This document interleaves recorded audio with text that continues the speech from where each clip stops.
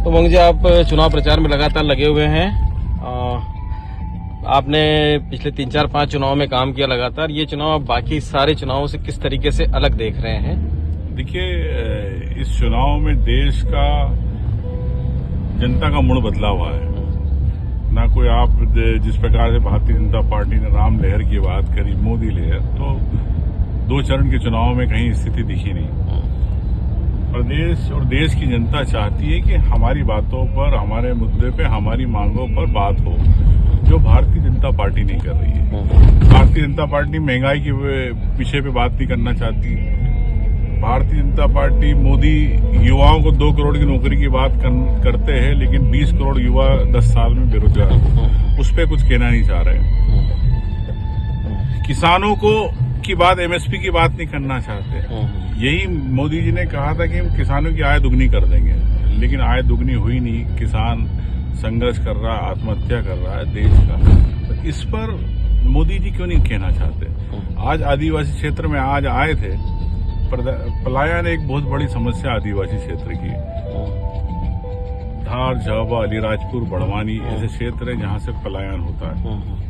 तो क्या भारतीय जनता पार्टी ने 10 साल केंद्र की सरकार ने और 22 साल राज्य की सरकार ने किया? पलायन क्यों नहीं रुका? इस पे सरकार जवाब दे। जल जीवन मिशन की बात है। अभी आप देख रहे हैं कि अभी आप देखा कि गांव में किस प्रकार पानी की स्थिति है। ठेकेदारों ने काम नहीं किया, छोड़ दिया।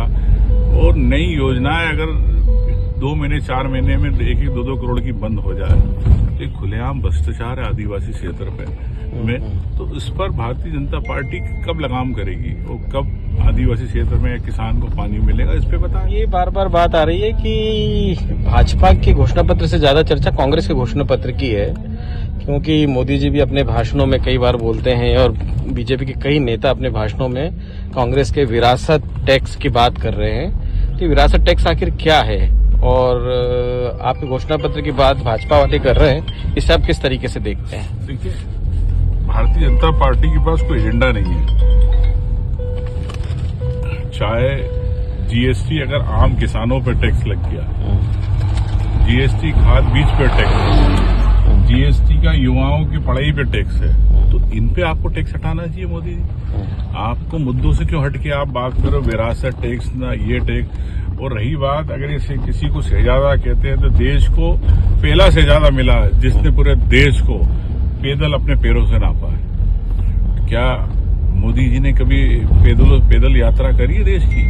अगर करते तो उनको एहसास होता गरीबी क्या, किसान क्या, युवाओं की साथ। तो ये राहुल गांधी है जिन्होंने इस देश को समझा है। मोदी जी की जुमलेबाजी से काम नहीं चलेगा। अडानी और बड़े प्लेनों में घूमने से काम नहीं चलेगा। लोगों की समस्याओं को दूर करना पड़ेगा। अब जो चुनाव प्रचार इस बार जो शुरू हुआ था, चुनाव प्रचार के शुरुआती दौर में ये देखा गया था कि आप और जीतू पटवारी जी जो प्रदेश कांग्रेस अध्यक्ष हैं, साथ में घूम करके चुनाव प्रचार कर रहे हैं। लेकिन धीरे धीरे ऐसा दिखने लगा है कि आप केवल ट्राइबल सीट्स के ऊपर ही जा रहे हैं, बाकी राज्य में किसी ज्यादा सीट्स के ऊपर प्रचार नहीं कर रहे हैं। और खास करके आपका जो गृह क्षेत्र है, धार जो सीट है, जहाँ के आप गंदवानी, जहाँ आप रहने वाले हैं, उसी इलाके में ज्यादा सिमटे हुए हैं। तो ये क्या कोई स्ट्रेटेजी का पार्ट है या किसी प्रकार की कोई पार्टी के अंदर कसमसाहट चल रही है? देखिए, ऐसा नहीं है। मैं शहडोल भी गया हूँ, मंडला भी गया हूँ, सीट पे दौरा किया, ग्वालियर गया हूँ, मुरैना गया हूँ, कई सीटों पे दौरा किया है,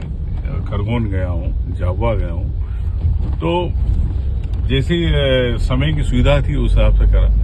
तो ऐसी कोई नई बात नहीं है। जहां मेरी आवश्यकता लगी और मुझे लगा कि जाना चाहिए, बिल्कुल प्राथमिकता के आधार पर। चुनाव के चलते चलते कुछ ऐसा कर देते हैं जिससे कि कई बार कांग्रेस खुद ही एक संकट में आ जाती है। जैसे आज सुबह ही आपने एक ट्वीट कर दिया कि 9 सीटों पर चुनाव है, लेकिन आपने 8 ही सीटों के नाम उसमें जिक्र किए।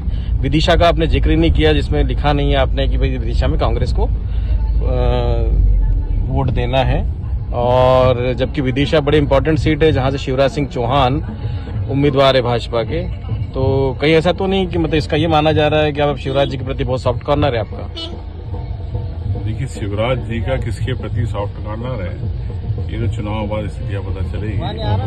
और शिवराज जी को किसने मदद करी, ये भी चुनाव बाद पता चलेगा।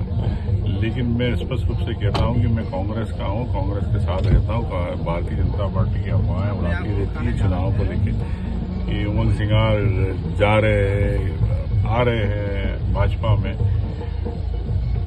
मैं यही कहना चाहता हूं कि जो विरासत मुझे कांग्रेस में मिली है, सम्मान मिला है, उसको हमेशा कायम रखूंगा। ऐसे दावे आते रहते, प्रलोभन मिलते रहते, लेकिन मैं उन प्रलोभन में कभी पड़ता नहीं।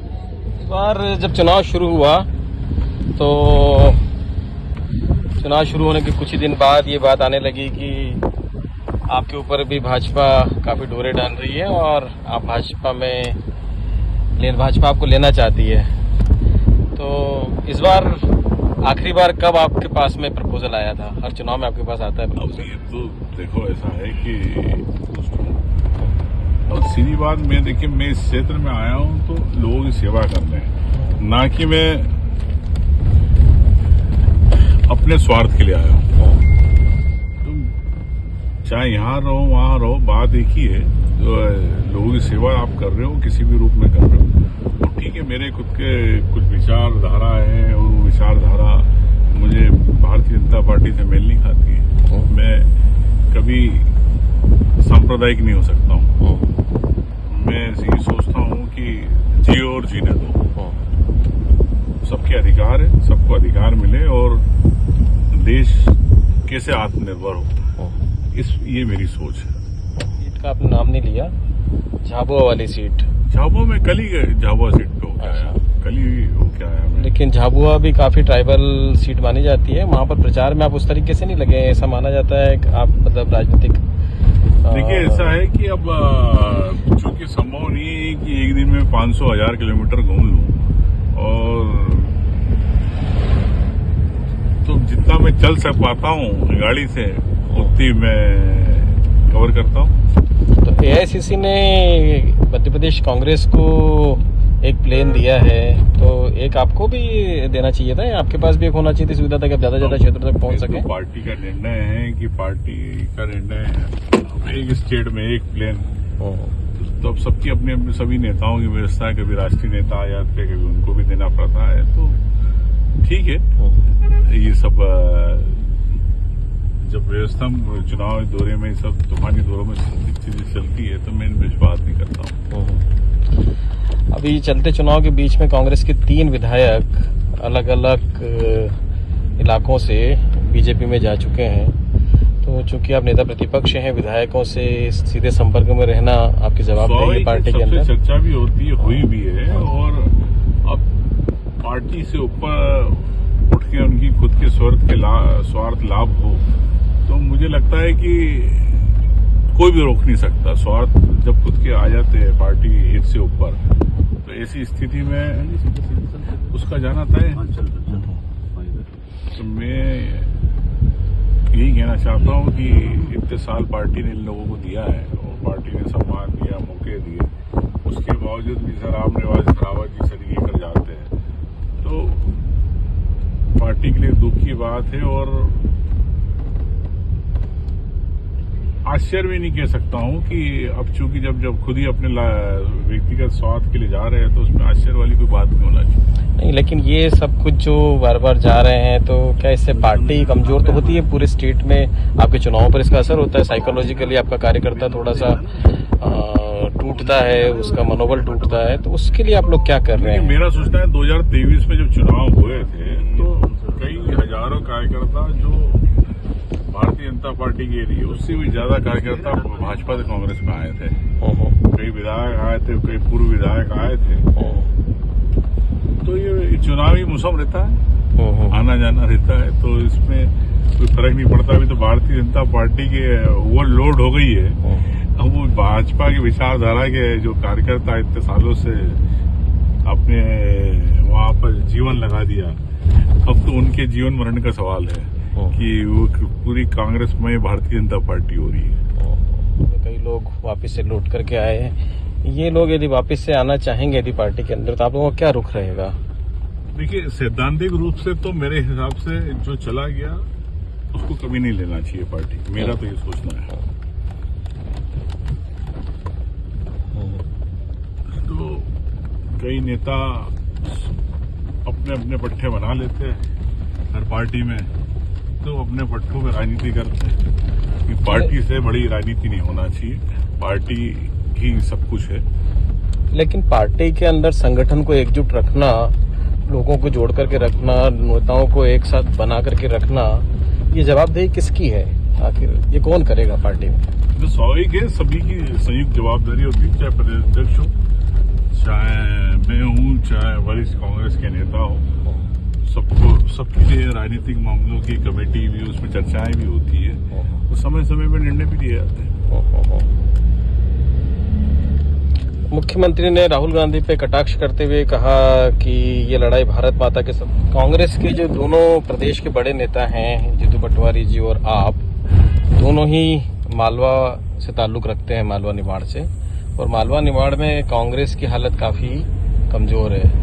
तो जिसका एक बड़ा उदाहरण, जैसे कि इंदौर में जीतू पटवारी इंदौर के रहने वाले, और वहीं पर कांग्रेस प्रत्याशी ने नाम वापस ले लिया। तो इस पूरे इलाके में कांग्रेस को मजबूत करने के लिए आप दोनों मिलकर के क्या कर रहे हैं, या अलग अलग क्या कर रहे हैं? देखिए, अभी तो सब लोकसभा चुनाव में व्यस्त है और हमारी चर्चा भी हुई है आपस में कि किस प्रकार से रणनीति बनाना है और कैसे संगठन को मजबूत करना है। उसको लेके हमें 2-3 दिन का एक चिंतन शिविर टाइप भी प्रमुख लोगों के साथ रखने वाले हैं। उस पर विचार किया जाएगा कि आगामी रणनीति क्षेत्रवार क्या रहेगी। और जैसे कुछ नेता हैं जिनकी आपको बहुत घेराबंदी करना चाहिए थी चुनाव में, जैसे ज्योतिरादित्य सिंधिया से आपको जो सियासी बदला लेना था, लेकिन उनका पूरा इलाके में चुनाव प्रचार में आप लोग उस तरीके से जुटे नहीं दोनों।